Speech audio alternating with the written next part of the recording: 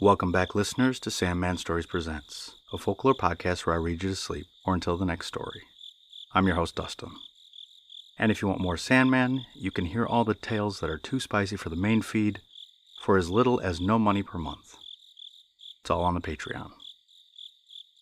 And today we are continuing the story from La Behari Day about the two thieves. If you remember in part 1, they go to great lengths to avoid spending any money. Now we're going to see what the next generation does. And trigger warning, the thief does a bit of killing, so it caught me by surprise as well. Okay, let's continue. The Adventures of the Two Thieves and of Their Sons, Part 2. The older thief and the younger thief had one son each. As they had been successful in life by practicing the art of thieving, they resolved to train their sons in the same profession. In the village there was a professor of the science of roguery, who took on pupils and gave them lessons in that difficult science. The two thieves enrolled their sons under this renowned professor. The son of the older thief distinguished himself very much and surpassed his father in the art of stealing. The lad's cleverness was tested in the following manner. Not far from the professor's house there lived a poor man in a hut, upon the thatch of which climbed a creeper of the gourd kind. In the middle of the thatch, which was also the topmost part, there was a splendid gourd, which the man and his wife watched all day and night. They certainly slept at night, but then the thatch was so old and rickety that even if a mouse went up into it, bits of straw and dirt used to fall inside the hut. The man and his wife slept right below the spot where the gourd was, so that it was next to impossible to steal the gourd without their knowing. The professor said to his pupils, for which he had many, that anyone who stole the gourd without being caught would be pronounced the ducks of the school. The older thief's son immediately accepted the offer. He said that he would steal the gourd if he were allowed to use 3 things, namely, a string, a cat, and a knife. The professor allowed him to use these 3 things. 2 or 3 hours after nightfall, the lad sat behind the thatch under the eaves, listening to the conversation of the man and his wife, lying in bed inside the hut. In a short time the conversation ceased. The lad concluded that they both must have fallen asleep. He waited a half an hour longer, and hearing no sounds inside, gently climbed up into the thatch. Chips of straw and particles of earth fell upon the couple sleeping inside. The woman woke up, and waking her husband, said, "Look, someone is stealing our gourd." That moment the lad squeezed the tail of the cat, and the puss immediately gave out her usual mew, mew, mew. The husband said, "Don't you hear the cat mewing? There is no thief. It is only a cat." The lad in the meantime cut the gourd from the plant with his knife, and tied the string which he had with him to its stalk. But how was he to get down without being caught? Especially now that the man and the woman were now awake. The woman was not convinced that it was only a cat. The shaking of the thatch and the constant falling of the bits and straw of particles of dust made her think that it was a human being that was upon the thatch. She was telling her husband to go out and see whether or not a man was there, but he maintained that it was only a cat. While the man and woman were thus disputing with each other, the lad with great force threw down the cat upon the ground, on which the poor animal purred most vociferously, and the man said aloud to his wife, "There it is. You are now convinced that it was only a cat." In the meantime, during the confusion created by the clamor of the cat and the loud talk of the man, the lad quietly came down from the thatch with the gourd tied to a string. The next morning the lad showed the gourd to his teacher and described the manner in which he had committed the theft. The professor was in ecstasy and remarked, "The worthy son of a worthy father." But the older thief, the father of our hopeful genius, was by no means satisfied that his son was yet fit to enter the world. He wanted to prove him still further. Addressing his son, he said, "My son, if you can do what I tell you, I'll think you fit to enter the world. If you can steal the gold chain of the queen of this country from her neck and bring it to me, I'll think you are fit to enter the world. The gifted son readily agreed to do the daring deed. The young thief, for that's what we will call the son of the older thief now, made a reconnaissance of the palace where the king and queen lived. He observed all 4 gates, and all the outer and inner walls as far as he could. He gathered a good deal of information from the neighborhood regarding the habits of the king and queen, where they slept, what guards there were, and who, if anyone, slept in the antechamber. Armed with all this knowledge, the young thief picked a dark night for doing the daring deed. He took a sword, a hammer, and some large nails, and put on very dark clothes. With tools in hand, he went prowling about the lion gate of the palace. Before the zenana could be reached, 4 doors, including the lion gate, had to be passed, and each of these doors had a guard of 16 stalwart men. The same men, however, did not remain at their post all night. As the king had an infinite number of soldiers at his command, guards at the doors were relieved every hour.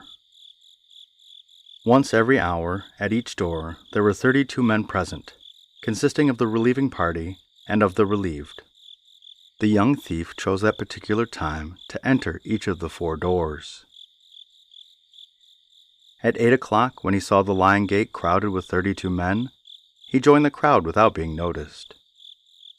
He spent the next hour in the large open space between the 2 doors.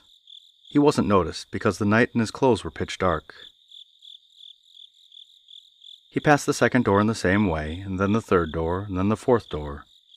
Now the queen's bedchamber stared him in the face. It was in the 3rd loft, and there was a bright light in it, and a low voice talking. The young thief thought that the voice must be that of a maidservant reciting a story, as was custom in the palace, for getting the royals to sleep. But how to get up into the 3rd loft? The inner doors were all closed, and there were guards everywhere. But the young thief had with him nails and a hammer. Why not drive the nails into the wall and climb up by them? True, but the driving of the nails into the wall would make a great noise, which would rouse the guards, and possibly the king and queen. At any rate, the maid reciting the stories would give alarm. Our erratic genius had considered that matter well before starting the work. There is a water clock in the palace which tells the time, and at the end of each hour a very large gong is struck. The sound of it is so loud that it is heard all over the palace and over most parts of the city. This clock had a feature, which was that 1 minute after the first stroke was made, the second stroke could be made, allowing the gong to finish its sound. The thief chose the minutes when the gong was struck for driving nails into the wall. At 10 o'clock, when the gong was struck 10 times, the thief found it easy to drive 10 nails into the wall. When the gong stopped, the thief also stopped, and stood quietly on the 9th nail, catching hold of the 10th. At 11 o'clock, he drove into the wall 11 nails, and got a little higher than the 2nd story. And by 12 o'clock, he was in the loft where the royal bedchamber was. Peeping in, he saw a maid drowsily reciting a story, and the king and queen fast asleep. He snuck up behind the maid and took a seat. The queen was laying down on a richly furnished bed of gold beside the king. The massive gold chain around the queen's neck was shining in the candlelight. The thief quietly listened to the story of the drowsy maid. She was becoming more and more sleepy. She stopped for a second, nodded her head, and again resumed the story. It was plain to see that she was tired. In a moment, the thief cut off the head of the maid, and went on reciting the story which the woman was telling. The king and queen were unconscious of any change in the storyteller, for they were in a deep sleep. He stripped the murdered woman of her clothes, put them on himself, tied his own clothes up in a bundle, and walking softly, gently took off the chain from the neck of the queen. Then he went downstairs and ordered the guard to open the door. The guards, seeing that it was the queen's maid, readily allowed her out. In the same manner, and with the same pretext, he got through the other doors, and at last was out onto the street. That very night, or rather morning, the young thief put onto his father's hand the gold chain of the queen. The older thief could scarcely believe his own eyes. It was like a dream. His joy knew no bounds. Addressing his son, he said, "Well done, my son. You are not only as clever as your father, but you have beaten me hollow. May the gods give you a long life, my son." The next morning when the king and queen got up from bed, they were shocked to see the maidservant lying in a pool of blood. The queen also found that her gold chain was not around her neck. They couldn't make out how this could have all taken place. How could any thief manage to elude the vigilance of so many guards? How could he get into the queen's bedchamber? How could he get out again? The king heard reports from the guards that a person calling herself the royal maid had gone out of the palace some hours before dawn. All sorts of inquiries were made, but in vain. Proclamation was made in the city. A large reward was offered to anyone who could give information for the apprehension of the thief and murderer, but no one responded to the call. At last the king ordered a camel to be brought to him. On the back of that animal was placed 2 large bags filled with gold coins. The man taking charge of the bags upon the camel was ordered to go through every part of the city, making the following challenge. As the thief was daring enough to steal a gold chain from the neck of the queen, let him further show his daring by stealing the gold coins from the back of this camel. For 2 days and nights the camel paraded through the city, but nothing happened. On the 3rd night, as the camel driver was going on his rounds, he was accosted by a sannyasi who sat on a tiger's skin before a fire, and near whom was a monstrous pair of tongs. This sannyasi was no other than the young thief in disguise. The sannyasi said to the camel driver, "Brother, why are you going through the city in this manner? Who is there so daring as to steal from the back of the king's camel? Come down, friend, and smoke with me." The camel driver got down, tied the camel to a tree, and began smoking. The mendicant supplied him not only with tobacco, but with ganja and other intoxicating drugs, so that in a short time the camel driver became quite intoxicated and fell asleep. The young thief led away the camel with the treasures on his back in the dead of the night, through narrow lanes and alleys to his own house. That very night, the camel was killed, and its carcass was buried deep in the pits of the earth. And the thing was done so that no one could discover any trace of it. The next morning when the king heard that the camel driver was lying drunk in the street, and that the camel had been taken away along with the treasure, he was almost beside himself with anger. A proclamation was made in the city to the effect that whoever caught the thief would get a reward of 1,00,000 of rupees. The son of the younger thief, who, by the way, was in the same school of roguery as the son of the older thief, though he did not distinguish himself so much, now came to the front and said that he would apprehend the thief. He suspected that the son of the older thief must have done it, for who was as daring and clever as he? In the evening of the following day, the younger thief disguised himself as a woman, and coming to that part of the town where the young thief lived, began to weep very much, and went from door to door saying, "Oh, sirs, can any of you give me a bit of camel's flesh? For my son is dying, and the doctors say nothing but eating camel's meat can save his life. Oh, for pity's sake, do give me a bit of camel meat." At last he went to the house of the young thief, and begged the wife, for the young thief himself was out, to tell him where he could get hold of camel meat, as his son would surely perish if it could not be had. Saying this, he pierced the air with his cries, and fell down at the feet of the young thief's wife. Woman as she was, though the wife of a thief, she felt pity for this supposed woman, and said, "Wait, and I will try and get some camel's flesh for your son." So saying, she secretly went to the spot where the dead camel had been buried, cut off a small bit of flesh, and gave it to the party. The son of the younger thief was now entranced with joy. He went and told the king that he had succeeded in tracing the thief, and he would be ready to deliver him up that night, if the king would send some constables with him. At night the older thief and his son were captured, and the body of the camel dug out, and all the treasures of the house seized. The following morning the king sat in judgment. The son of the older thief confessed that he had stolen the queen's gold chain, killed the maidservant, and had taken away the camel.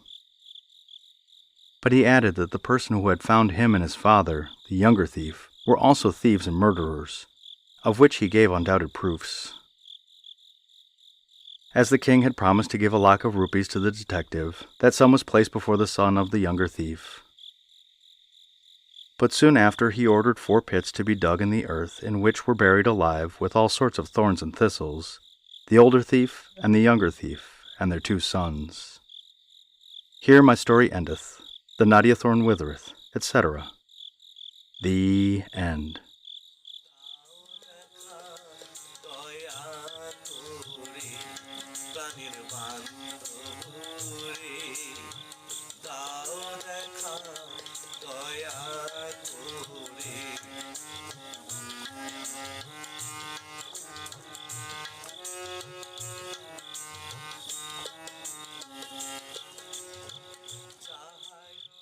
Wow, I was not expecting for the maid to be offed. That kind of shocked me. And I did like how crafty the older thief was, but also that poor maid. I also like how the king did reward the younger son's thief, but then at the same time punished him for being a thief as well. And I'm glad to see this story told out. There are about 9 stories left in this book, after which I will look for another, but that won't be until 2027 or so. And the podcast shoutout is to Reddit on Wiki. John, Josh, and Sean are good guys, making them a rare commodity in podcasting. They host Agony Aunt stories, play games, and they even have a lovely live show in Toronto that I treated myself to. You should really go listen to the fellows, they're well worth it. And the listener shoutout is to Kumasi, Ghana. Located in what was once the Asante Empire, Kumasi is the 2nd largest city in Ghana. And if I go there, I would love to spend a few hours touring the Kumasi Central Market. And so I say and tweet to my listener in Kumasi, Meda moase na ana do pa. Thank you, and good night.